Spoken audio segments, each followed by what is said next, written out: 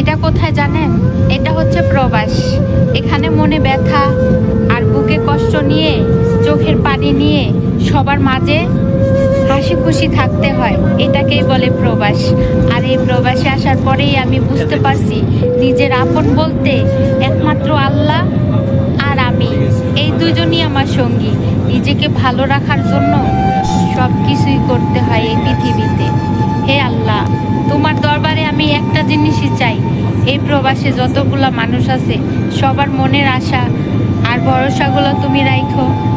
আর যত কষ্ট আছে কিছুক্ষণের জন্য সব তুমি ঠান্ডা করে দিও আল্লাহ। এই প্রবাসে যারা আছে না পারে খোলা আকাশের নিচে থাকতে, না পারে তোমাকে ঠিক মতন ডাকতে, তারপরও এই প্রবাসীরা দিনের পর দিন চোখের পানি আর মুখে মিথ্যা হাসি নিয়েই বেঁচে আছে। এটা কোথায় জানেন? এটা